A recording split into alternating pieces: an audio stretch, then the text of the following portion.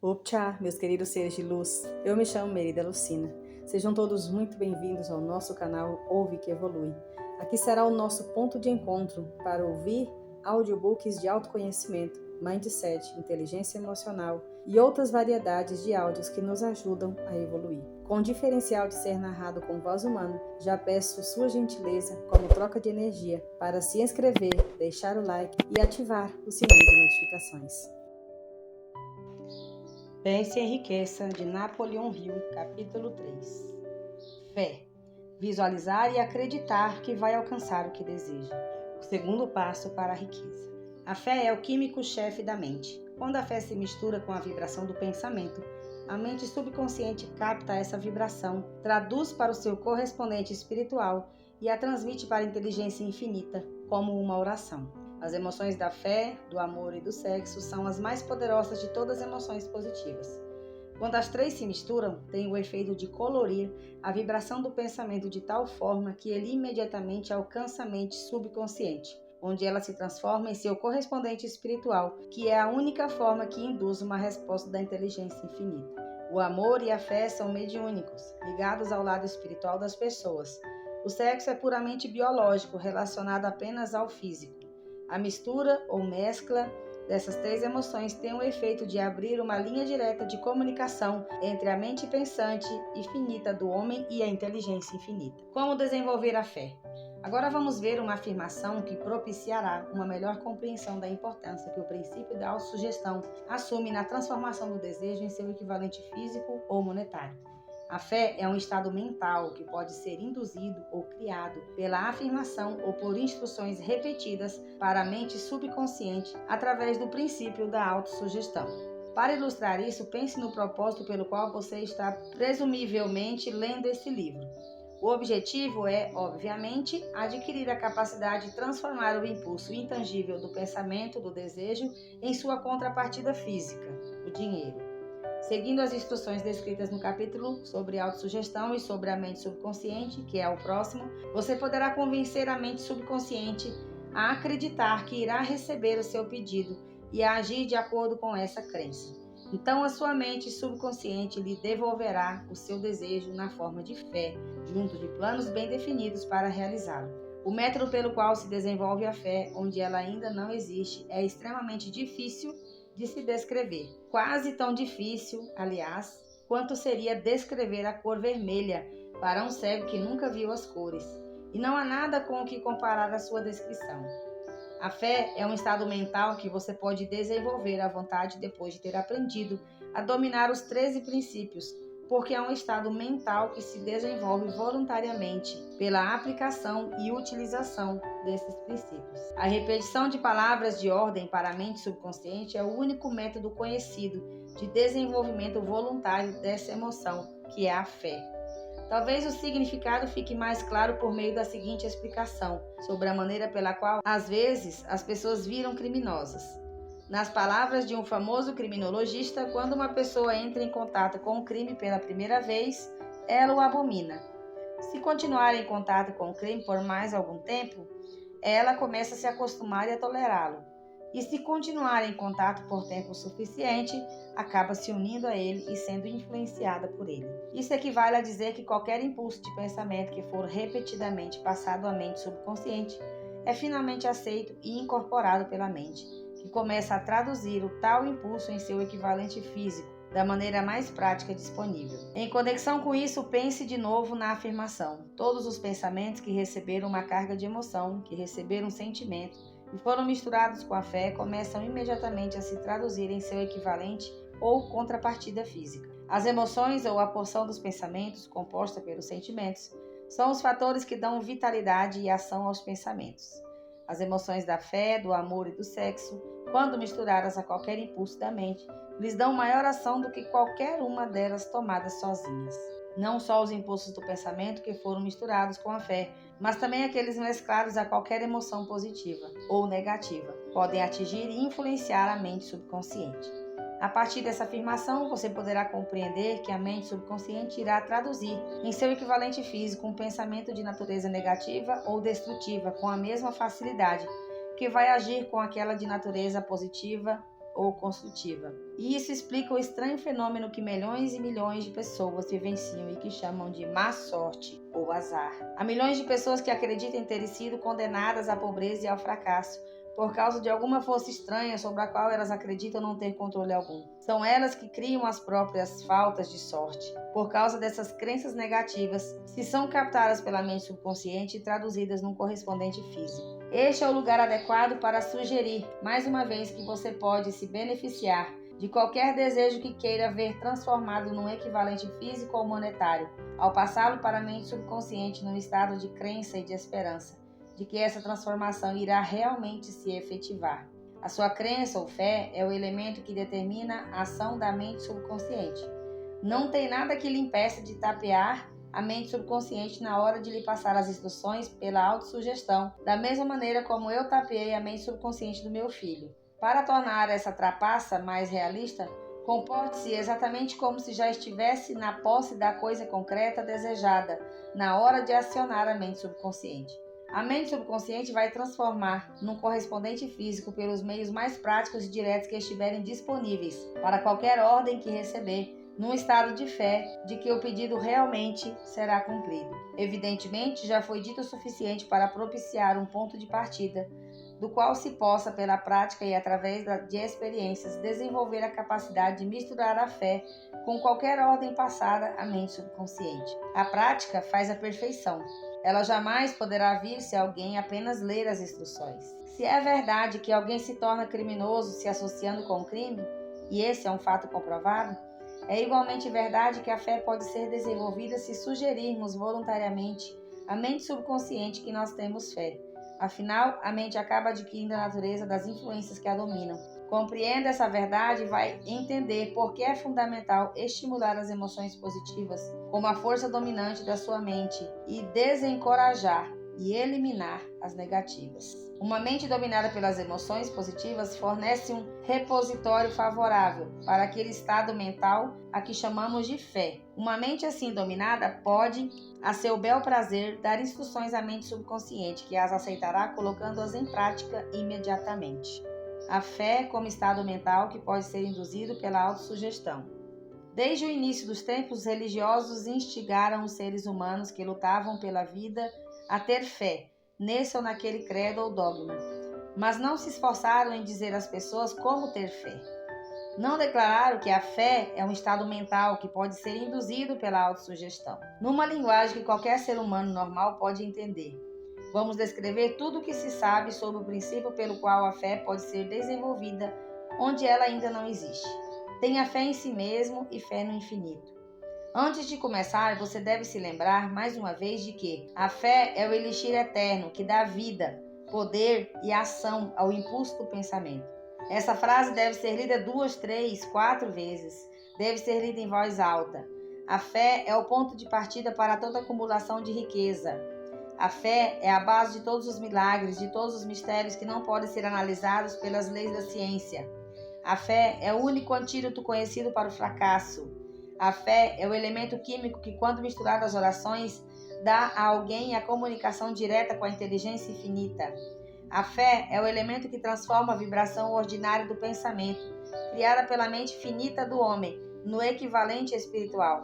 A fé é a única agência pela qual a força cósmica da inteligência infinita pode ser explorada e utilizada pelo homem. Todas essas frases podem ser provadas. A prova é simples e facilmente demonstrável. Ela vem envolta no princípio da autossugestão.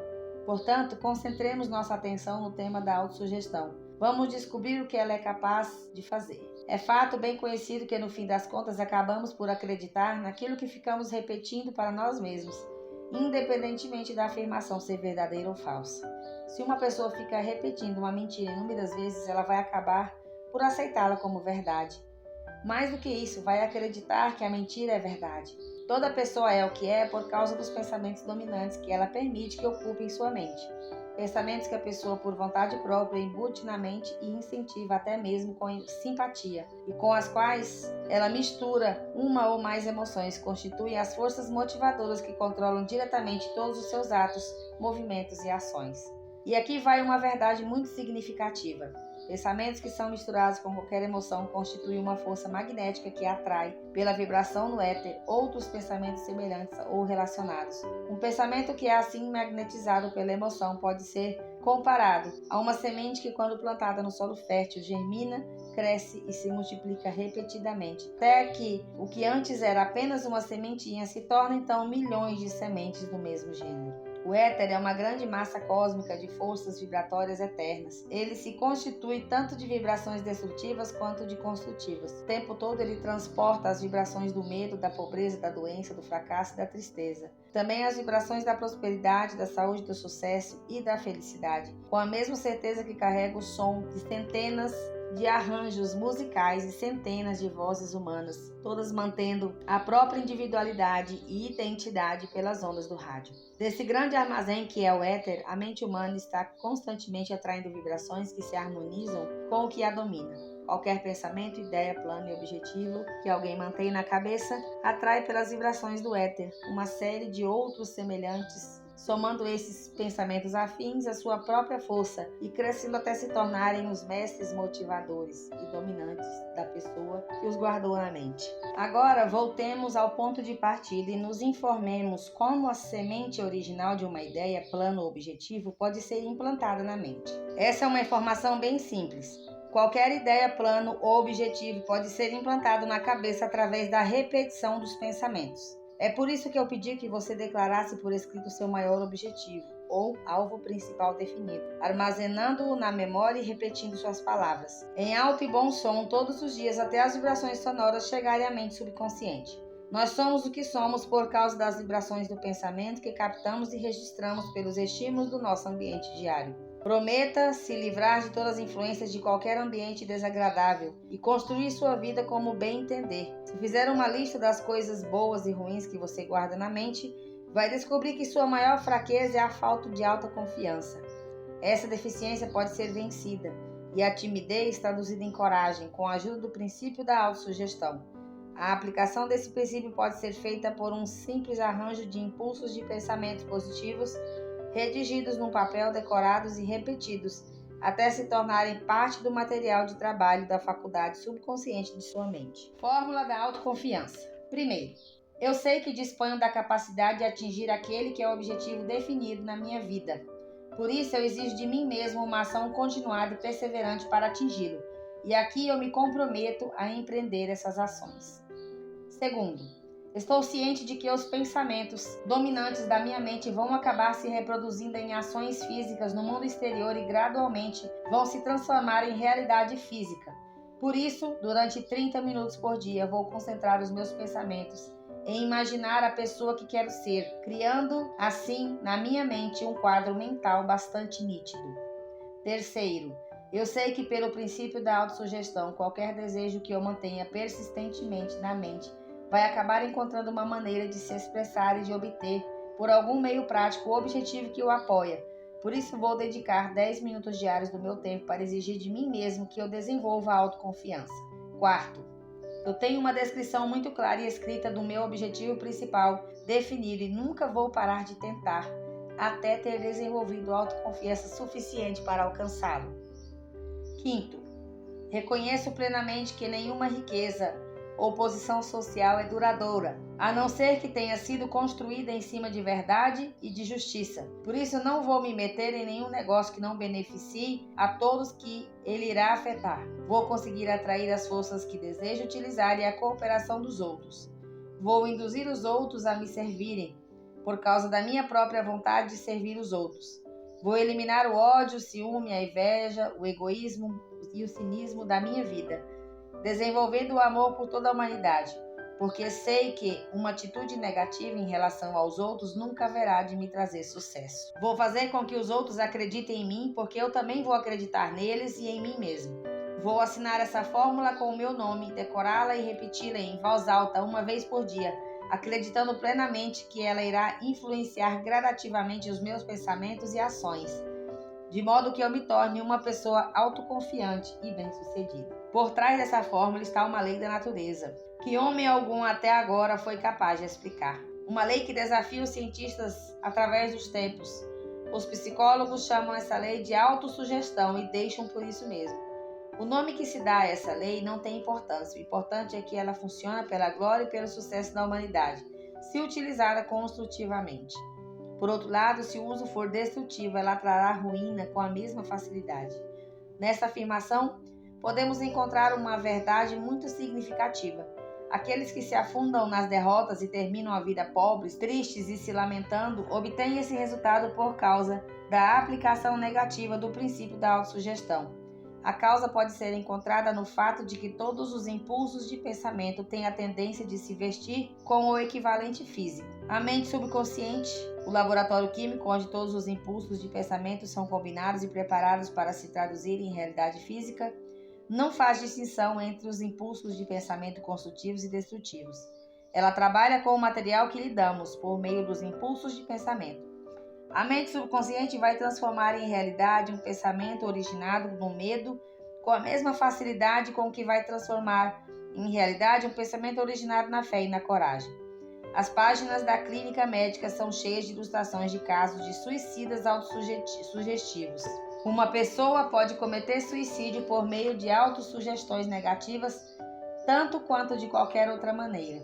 Numa cidade do meio-oeste americano, um alto funcionário do banco chamado Joseph Grant pegou emprestado uma vasta quantia de dinheiro na instituição, sem autorização da diretoria, e perdeu tudo no jogo. Certa tarde, o auditor do banco chegou para apurar as contas. Grant saiu do banco, alugou um quarto de hotel na cidade e, quando o encontraram 3 dias depois, ele estava deitado na cama, chorando e gemendo, repetindo inúmeras vezes as palavras: "Meu Deus, isso vai acabar me matando. Eu não consigo aguentar essa vergonha." Pouco depois estava morto. Os médicos disseram que foi um caso de suicídio mental. Assim como a eletricidade faz girar as rodas da indústria e presta um serviço útil se utilizada de maneira construtiva, ou pode destruir a vida se usada de maneira destrutiva. Assim também a lei da autossugestão pode lhe levar à paz, à prosperidade, ou pode lhe fazer afundar num vale de tristeza, fracassos e até mesmo na morte, dependendo do quanto você a compreende e põe em prática. Se encher sua cabeça de medo, dúvidas e não acreditar na sua capacidade de conectar e utilizar as forças da inteligência infinita, a lei da autossugestão vai pegar esse espírito de desesperança e utilizá-lo como padrão pelo qual sua mente subconsciente vai traduzi-lo no equivalente físico. Essa afirmação é tão verdadeira quanto 2 mais 2 é igual a 4. Como o vento que leva um barco para o ocidente e outro para o oriente, a lei da autossugestão irá erguê-lo às alturas ou derrubá-lo. Depende de como você encher as veras do seu pensamento.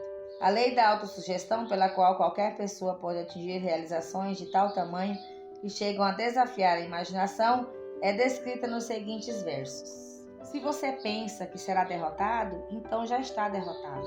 Se pensa que é melhor não fazer, não fará. Se gosta de ganhar, mas acha que não dá, é quase certo que não irá ganhar. Se pensa que vai perder, já está perdido. Porque no mundo nós descobrimos que o sucesso começa pela vontade de uma pessoa. É tudo um estado mental. Se pensa que está por baixo, já está. É preciso pensar grande para se erguer. É preciso confiar em si mesmo. Antes de ganhar qualquer prêmio, as batalhas da vida nem sempre são ganhas, pelo mais forte ou pelo mais rápido.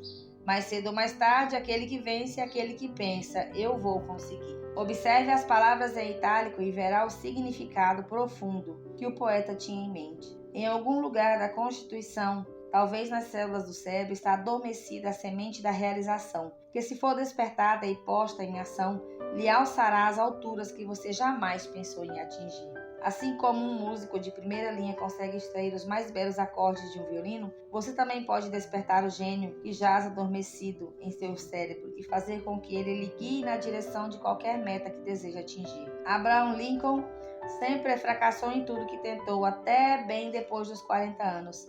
Era um João Ninguém, em lugar nenhum, quando uma grande experiência aconteceu em sua vida e despertou o gênio que estava adormecido, no coração e no cérebro, dando ao mundo um de seus grandes homens. Essa experiência veio misturada às emoções da tristeza e do amor. Chegou pelas mãos de Anne Rutledge, a única mulher que ele realmente amou. É fato conhecido que a emoção do amor anda muito junto do estado mental chamado de fé. pela simples razão de que o amor sempre está muito perto de transformar os impulsos de pensamento em seu equivalente espiritual. Durante o meu trabalho de pesquisa, descobri a partir da análise da vida, do trabalho e das realizações de centenas de homens extraordinários que havia a influência de uma mulher por trás de quase todos eles. A emoção do amor do coração e no cérebro dos homens cria um campo favorável de atração magnética, causa um fluxo de vibrações mais altas e mais finas que flutuam no éter. Se quiser uma prova do poder da fé, estude as realizações das pessoas que a empregaram. No alto da lista vem o Nazareno. O cristianismo é a maior força que influencia a mente das pessoas. A base do cristianismo é a fé, independente do quanto as pessoas o tenham pervertido ou interpretado mal o significado dessa grande força, independente de quantos credos e dogmas tenham sido criados em seu nome sem refletir seus ensinamentos. O ponto principal dos ensinamentos e das realizações de Cristo, que costumam ser interpretados como milagres, não é nada mais nada menos do que a fé. Se algum fenômeno pode ser chamado de milagre, é produzido apenas pelo estado mental chamado de fé. Alguns professores de religião e muitos dos que se chamam cristãos não compreendem nem praticam a fé. Pensemos no poder da fé do jeito que agora tem sido demonstrado por um homem conhecido em toda a civilização, Mahatma Gandhi, na Índia. Nesse homem, o mundo tem um dos exemplos mais extraordinários das possibilidades da fé. Gandhi tem mais poder potencial do que qualquer outra pessoa no mundo, e isso sem contar com nenhuma das ferramentas ortodoxas de poder, como dinheiro, navios de guerra, soldados e material bélico. Gandhi não tem dinheiro, não tem casa, não tem sequer um terno, mas tem poder. De onde ele extrai esse poder? Ele o cria a partir da compreensão do princípio da fé e pela sua capacidade de transplantar essa fé para a mente de 200 milhões de pessoas. Gandhi conseguiu, por meio da influência da fé, aquilo que o maior poder militar da Terra não conseguiu e jamais vai conseguir, com soldados e equipamento militar. Ele conseguiu o feito inacreditável de influenciar 200 milhões de pessoas a se unirem e marcharem em uníssono como uma única mente. Que outra força da Terra que não a fé poderia conseguir isso? Ainda vai chegar o dia em que patrões e empregados vão descobrir as possibilidades da fé. Esse dia já está chegando. O mundo inteiro teve amplas oportunidades durante a recente depressão econômica de testemunhar o que a falta de fé consegue fazer com os negócios. É claro que a civilização já produziu um número suficiente de pessoas inteligentes para fazer uso da grande lição que a depressão trouxe.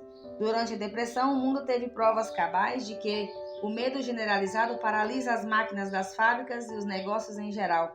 Dessa experiência vão surgir líderes na indústria e no comércio que vão lucrar dando o mesmo exemplo que Gandhi deu ao mundo e vão aplicar aos negócios as mesmas táticas que ele usou para gerar o maior número de seguidores de que se tem notícia. Esses líderes vão surgir de homens desconhecidos que agora trabalham nas siderúrgicas, nas minas de carvão, na indústria automobilística e nas pequenas cidades dos Estados Unidos.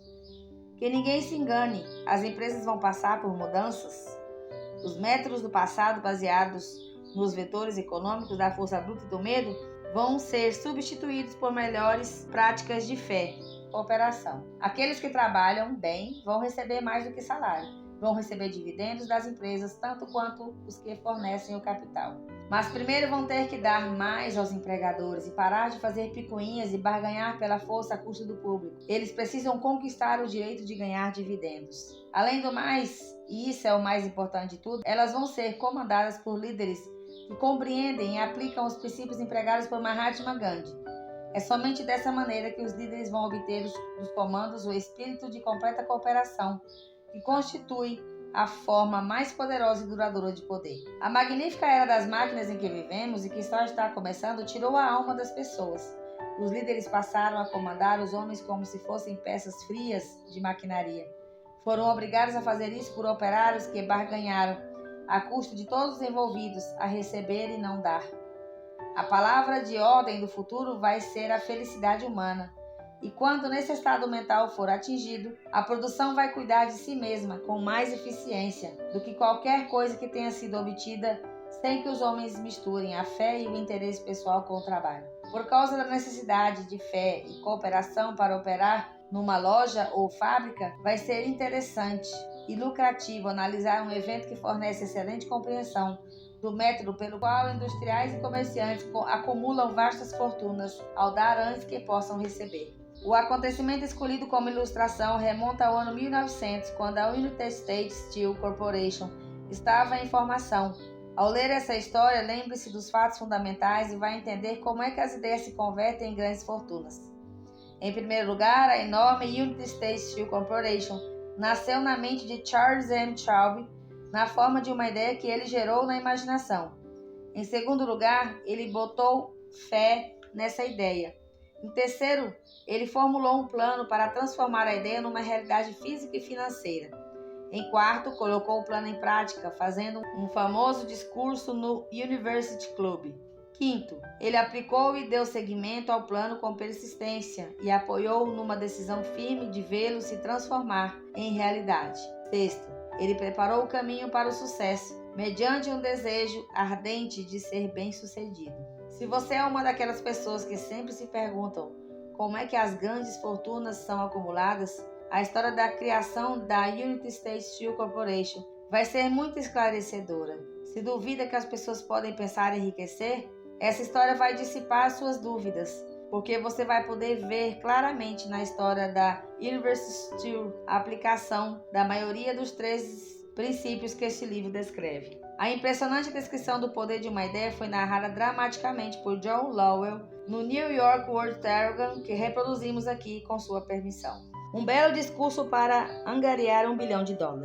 Quando na noite de 12 de dezembro de 1900, cerca de 80 pessoas da elite financeira dos Estados Unidos se reuniram no salão de banquete do University Club, na Quinta Avenida, para homenagear um jovem do Oeste, nem meia dúzia dos convidados imaginava que iria testemunhar o episódio mais importante da história industrial americana. J. Edward Simmons e Charles Stewart Smith, com os corações repletos de gratidão pela esplêndida hospitalidade com que foram recebidos por Charles M. Schwab numa recente visita a Pittsburgh, tinha organizado o jantar para apresentar aquele empresário do aço de 38 anos para a Sociedade Financeira do Leste. Mas não esperavam que ele tomasse conta da convenção. Aliás, tinham até lhe alertado que os ilustres corpos dentro das camisas empoladas de New York não responderiam bem ao discurso e que, se não quisesse aborrecer os Stillmans, os Hermans e os Vanderbilts, era melhor que se limitasse a uns 15 ou 20 minutos de palavras educadas e vazias e que ficasse só nisso. Até John Pierpont Morgan, sentado à direita de Schwab,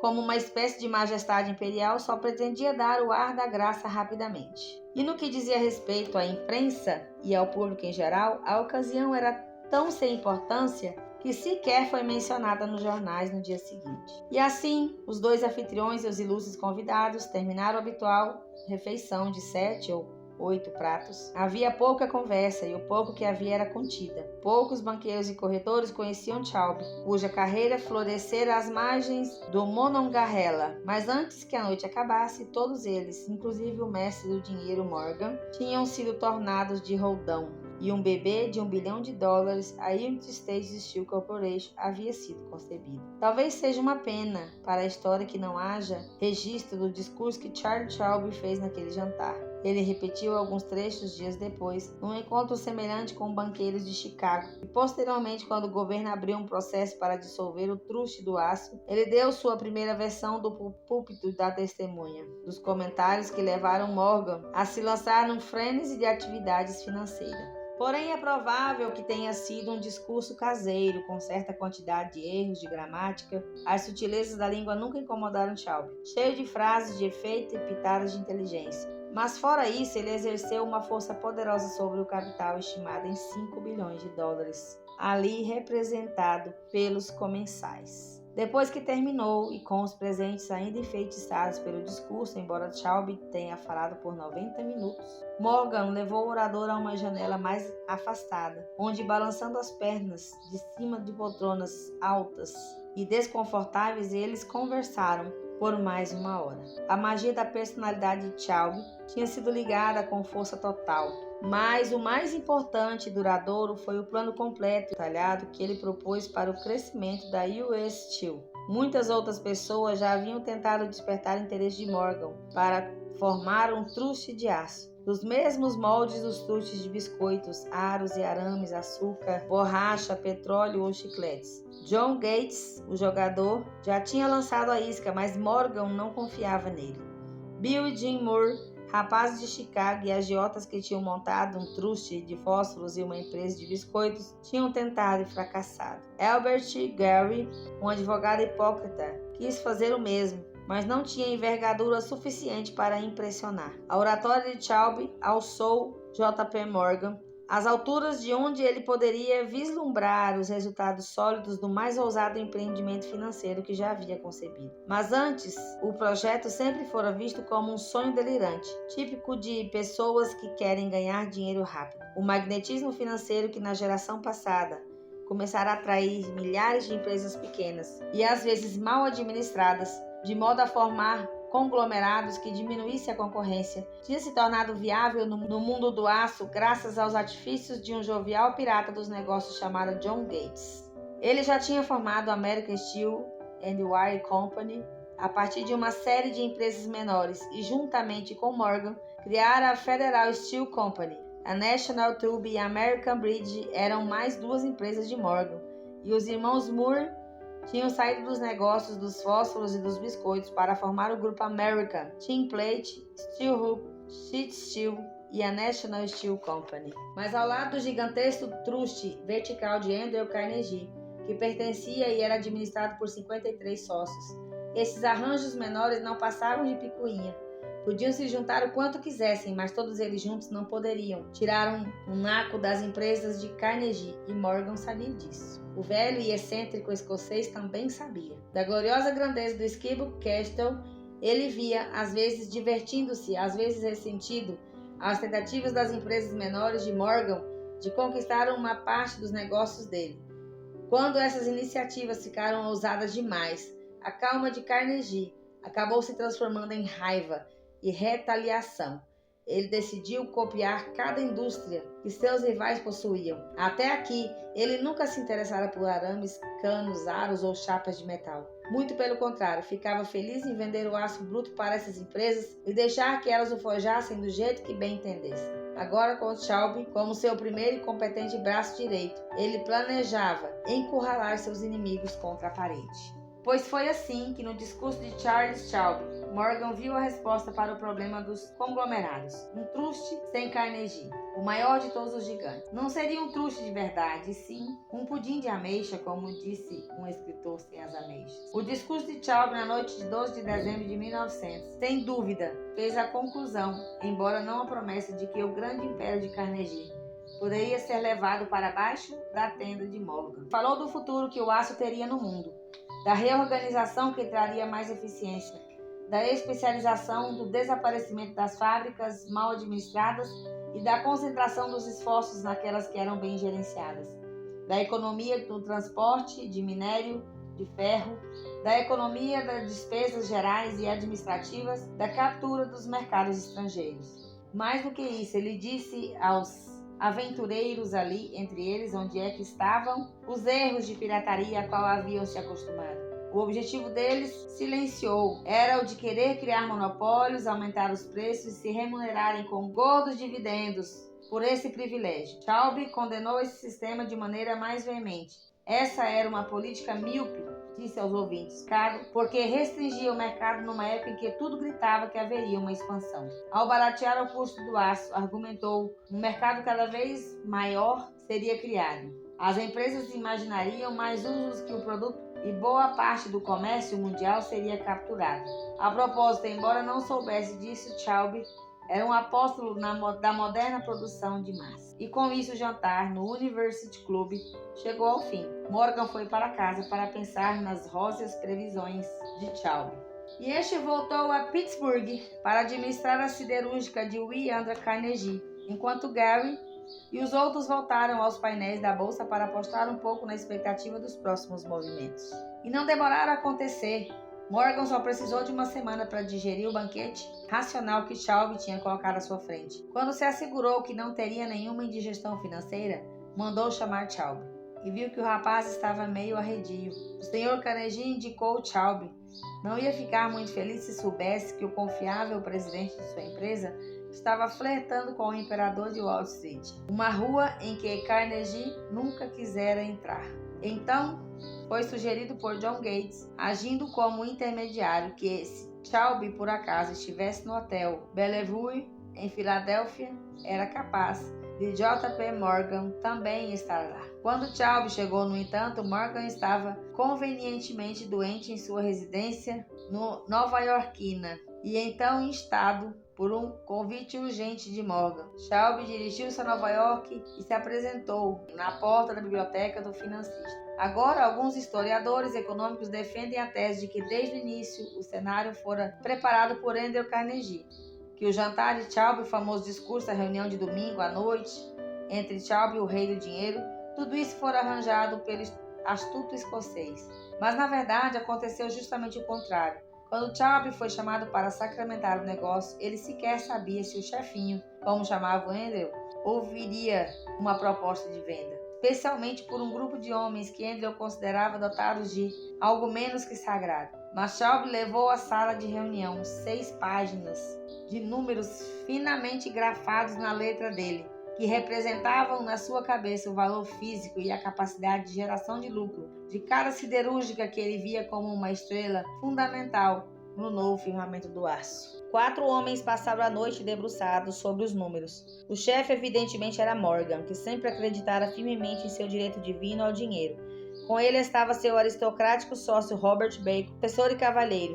O terceiro era John Gates, a quem Morgan desprezava e considerava um jogador, mas que ele usava quando era útil.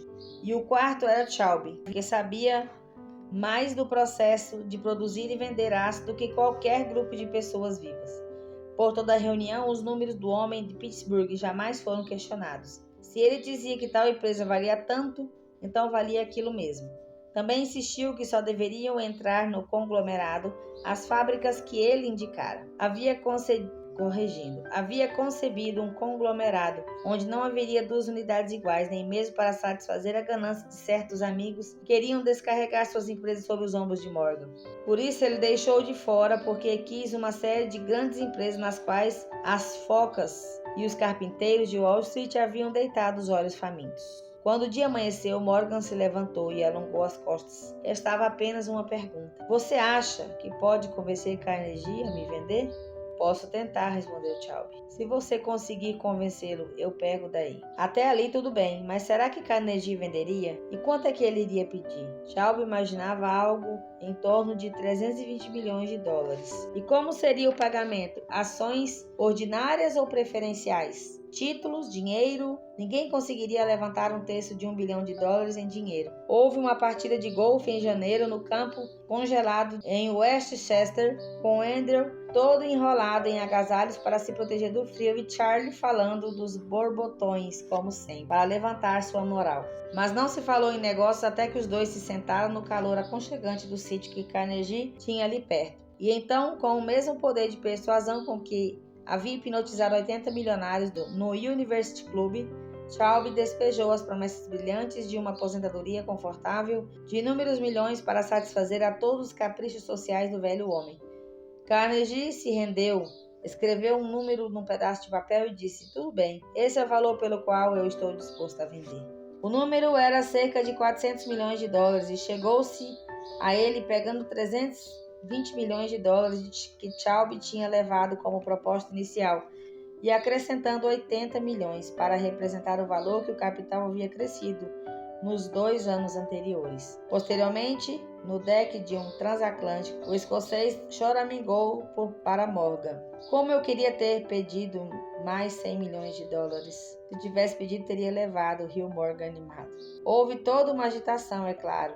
Um correspondente britânico telegrafou dizendo que o mundo do aço estrangeiro estava horrorizado com o gigantesco conglomerado. O presidente Hadley, da Universidade de Yale, declarara que, a não ser que os trustes fossem regulamentados, o país poderia esperar ter um imperador em Washington nos próximos 25 anos. Mas o arguto manipulador de ações Kinney trabalhou com tanto afinco vender as novas ações no mercado que toda a mais-valia, que se estimava em torno de 600 milhões de dólares, foi absorvida rapidamente. E assim Carnegie recebeu os seus milhões.